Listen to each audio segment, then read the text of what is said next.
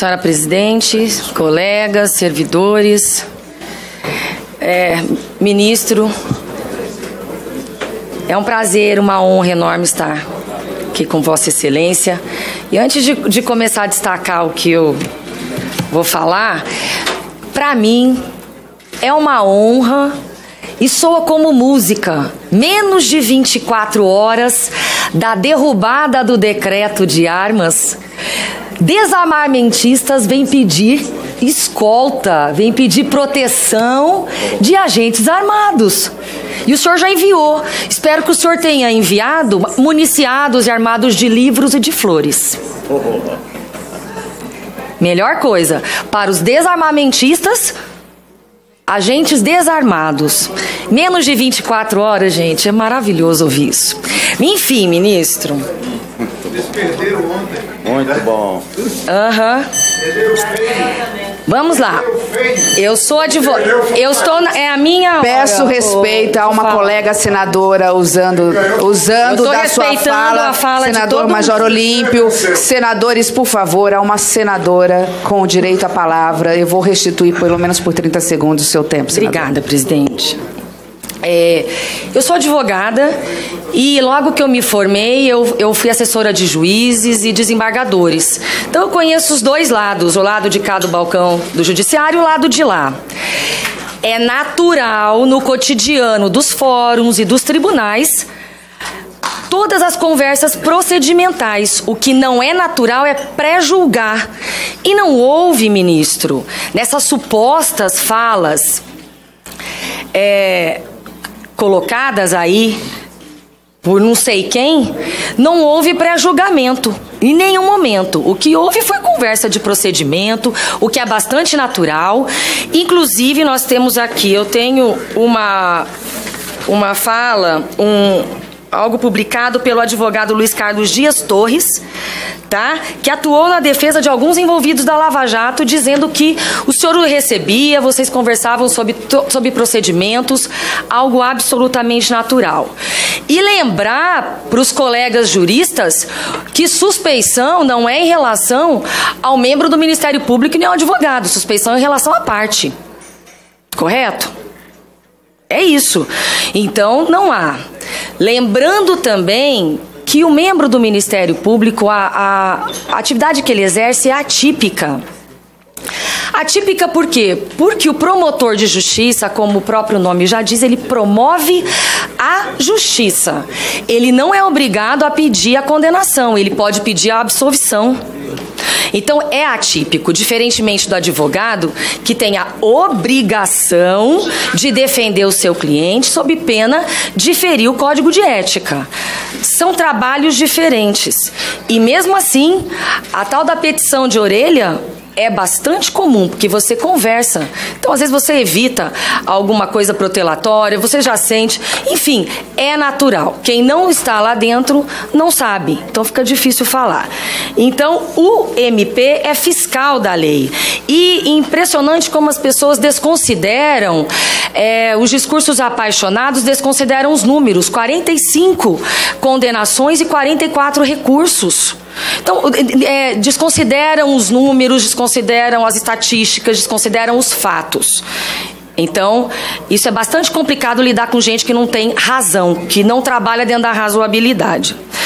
E considerando, ministro, o alto nível criminoso dessas organizações criminosas, essa é principalmente envolvida na Lava Jato, eu acho que demorou para acontecer uma tentativa de golpe. Verdade.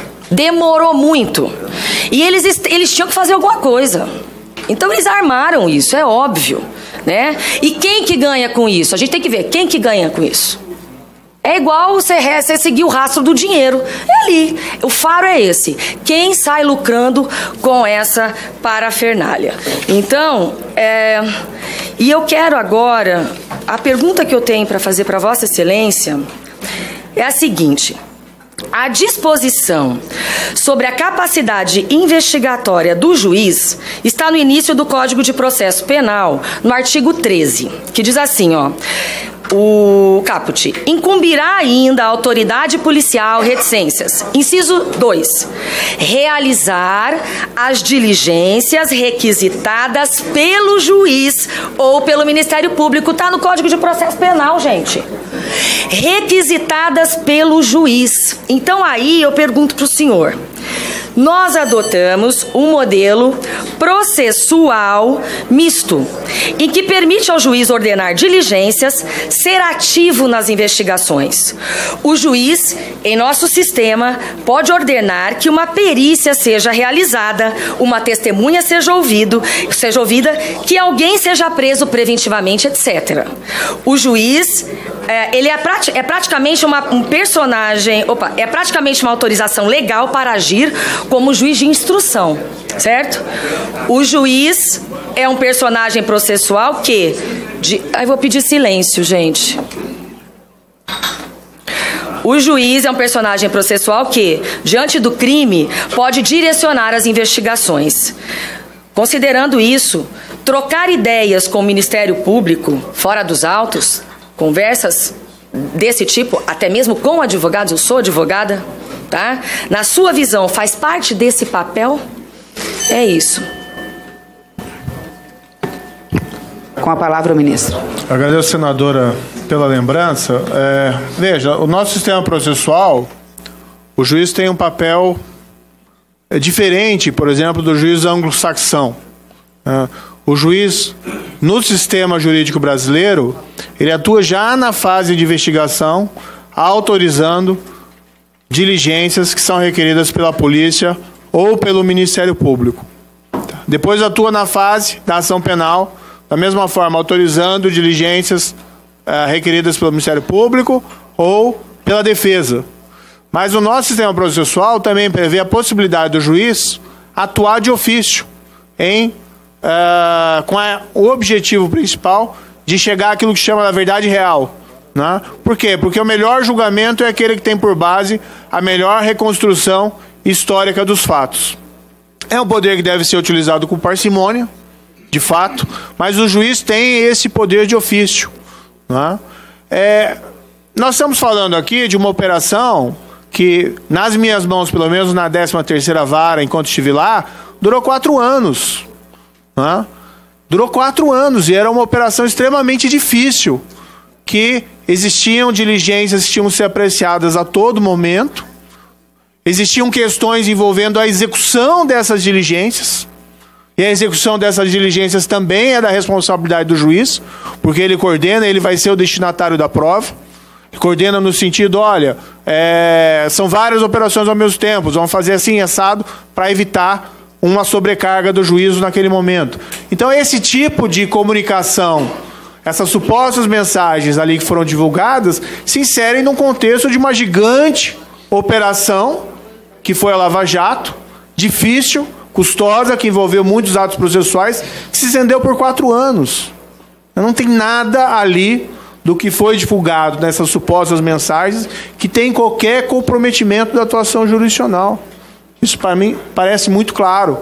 E não sou só eu que digo, vários aqui, pessoas que citei, né, também têm esse mesmo entendimento. Agora, quando foi divulgado com aquele sensacionalismo extremado, né, com afirmações que não se sustentavam no próprio teor das mensagens divulgadas, acendeu, claro, aquela ideia do revanchismo. Vamos anular toda a Operação Lava Jato. Vamos atacar o governo, vamos atacar o ministro.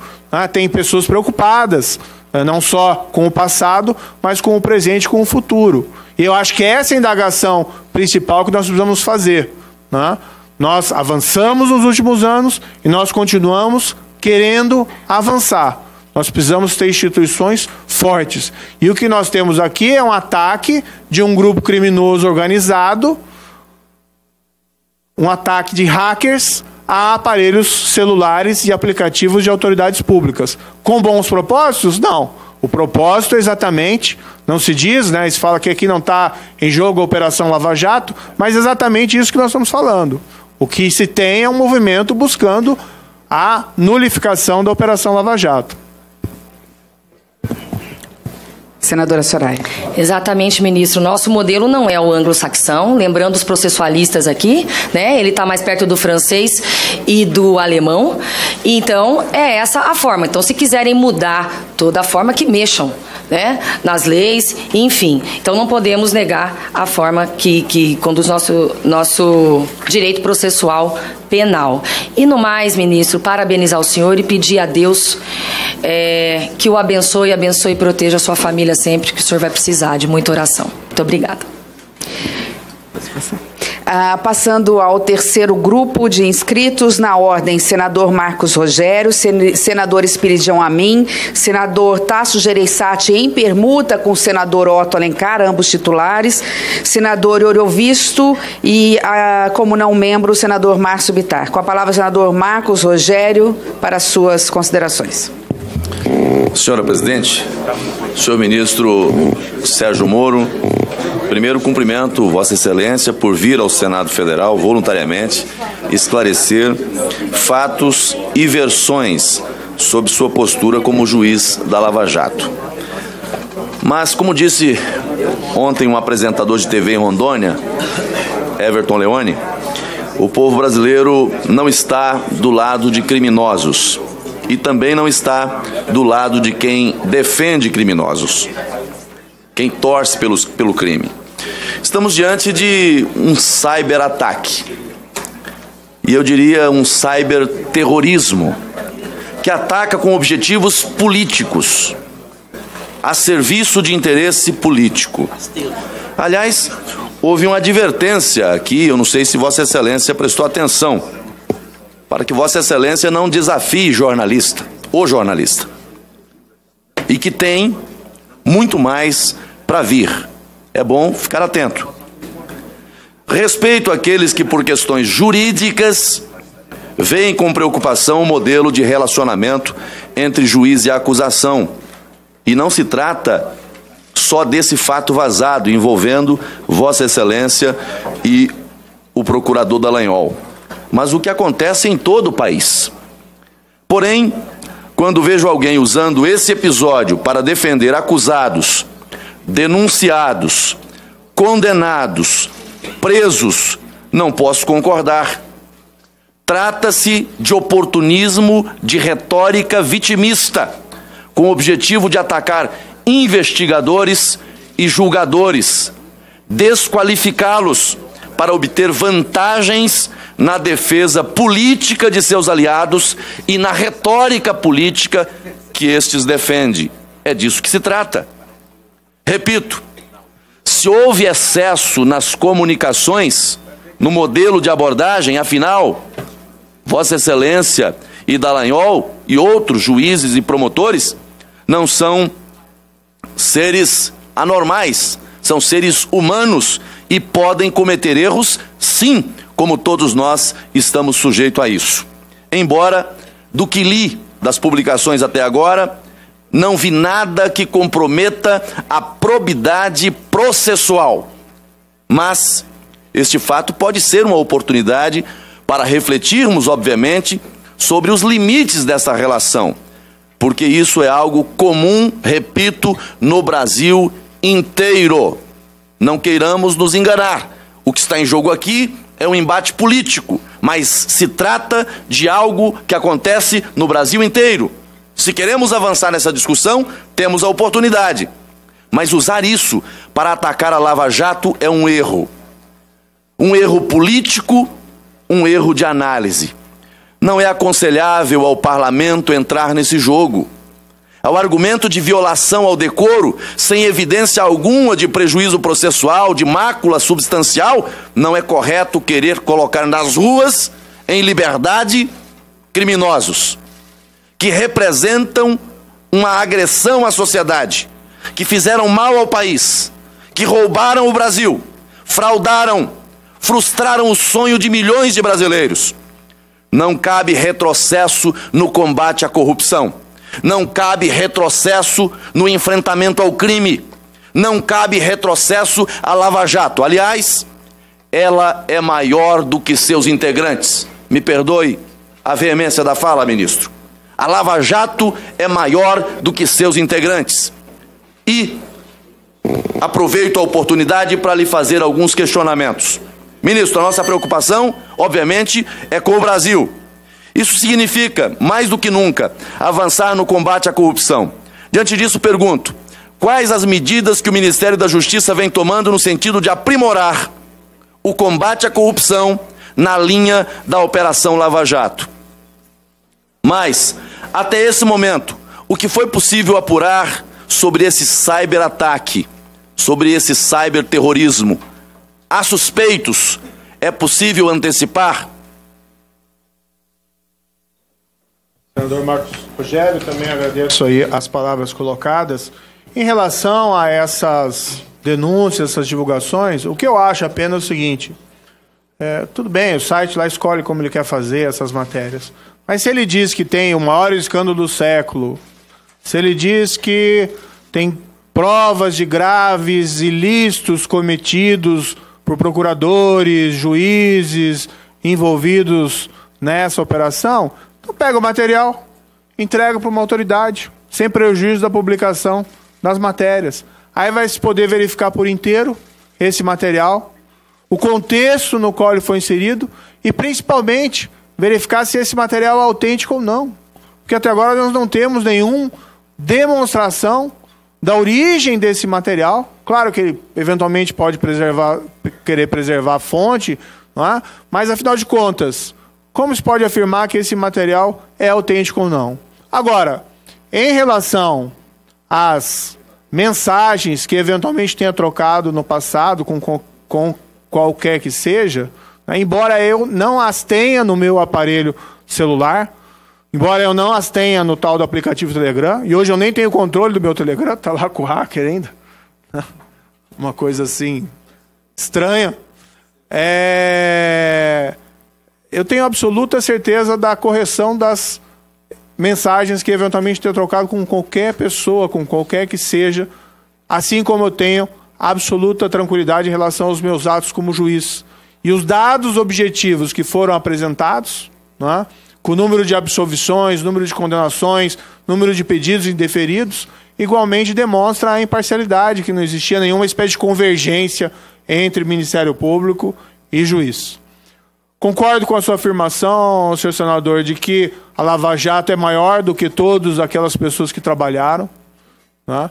E jamais eu, vamos dizer assim, destaquei o meu protagonismo nessa operação. Eu sempre disse que era um trabalho institucional, não fui eu. Nós tivemos aí vários magistrados envolvidos, magistrados do Tribunal Regional Federal da 4ª Região, magistrados do Superior Tribunal de Justiça, o ministro Félix Fischer, aqui, relator das operações, um gigante. Nós tivemos no Supremo Tribunal Federal, o ministro Teori Zavascki. Nós temos agora o ministro Edson Fachin, sem falar de que a operação se espalhou. Né? Se espalhou por várias outras jurisdições, porque a corrupção realmente estava disseminada. Então é algo muito maior do que um ou outro personagem envolvido, um outro agente processual envolvido. Tanto assim que eu saí dela, né, pelas razões que já apontei, pela necessidade, por vislumbrar a possibilidade dentro do Executivo poder avançar no enfrentamento à corrupção, também contra o crime organizado e contra o crime violento, e a Lava Jato continuou na mão de outros juízes. Aqueles que imaginavam, sem mim na 13ª vara aquilo não ia acontecer, continuou. E houve condenações criminais, operações relevantes desde então, e ela prossegue. Eu acho que é contra esse prosseguimento especial que esses ataques hackers estão direcionados. Relativamente à investigação, são duas questões. A investigação é sigilosa, então não se pode informar fatos relativos a essa investigação, sob risco aí de ineficácia. E dois, eu como ministro da Justiça, eu não tenho o papel de, vamos dizer assim, atuar nessas investigações diretamente. O meu papel é mais estrutural. Então, o que foi repassado para a Polícia Federal, quando eu fui vítima, eu informei, meu celular foi hackeado, ou sofreu uma tentativa... Não, ele foi clonado. Houve uma tentativa de invasão do dispositivo, eu repassei a informação, Disponibilizei o meu celular foi entregue para a perícia e está sendo examinado. Mas não só o meu, das pessoas também que tiveram atacados, o fato foi comunicado e existem as investigações de andamento. A minha percepção, com base naqueles fatos que já mencionei, é que é um grupo criminoso organizado, não é? Cujo objetivo é obstaculizar o prosseguimento das investigações da Operação Lava Jato. Senador. Senhora presidente, eu queria primeiro agradecer as ponderações feitas pelo ministro, as respostas que deu, e avançar um pouquinho na outra reflexão, porque esse é o cerne do debate aqui também. Uso de prova ilícita. Se condenamos o uso de prova ilícita de verdade, e eu condeno, não concebo a prova ilícita, mesmo aquelas produzidas de boa fé, então por que estamos dando valor ao que vazou ilegalmente e sem a maior relevância processual? Não posso condenar a prova ilícita quando for do meu interesse e usar a prova quando tiver interesse nela. Ou ela é válida ou não é. O que estamos fazendo aqui? Ouvindo e interrogando o ministro Moro em razão de prova ilícita. Vazamento criminoso. Ou não é isso que está acontecendo aqui? Mas daqui a pouco nós vamos discutir uso ou não de prova ilícita. Mas nós estamos usando justamente desse expediente, desse instituto, para fazer a inquirição que estamos a fazer. O que muitos de nós cobramos não nos vincula. Se somos contra o uso de prova ilícita, sequer deveríamos estar aqui sob pena de incoerência. Mas acho, e aí por isso ressalto, a iniciativa voluntariosa do ministro de vir aqui trazer esses esclarecimentos. Mas esse ponto, senhora presidente, é um ponto que tem muita gente defendendo aqui, e eu já vi vozes, não dentro do parlamento, só fora também, nulidades a partir daquilo que está se divulgando. Mas vem cá, nulidade a partir de quê? De uma evidência ilícita? Quer dizer, nós somos contra o uso da prova ilícita, mas se for do nosso interesse, então ela vale. Eu acho que essa é uma reflexão que nós devemos fazer enquanto casa legislativa, porque disso vai depender o futuro do enfrentamento a tudo isso que nós estamos vendo hoje. Obrigada, senador. Com a palavra para réplicas, o ministro. Eu só agregaria, senador, que é uma prova ilícita, cuja autenticidade não foi demonstrada. Esse material tem sido editado e publicado por esse jornal, por esse veículo, né, sem que ele seja apresentado às autoridades. E, por outro lado, tem sofrido essa manipulação sensacionalista, né, com interpretações que não correspondem ao conteúdo do texto. E, enfim, eu sinceramente acho esses fatos muito graves, né, e até um pouco perturbador que nós percamos tanto tempo discutindo fatos tão graves quando o que nós devíamos discutir, de fato, são esses ataques criminosos às instituições através dessa invasão de privacidade. Com a palavra pela ordem, senador Ângelo Coronel. Presidente,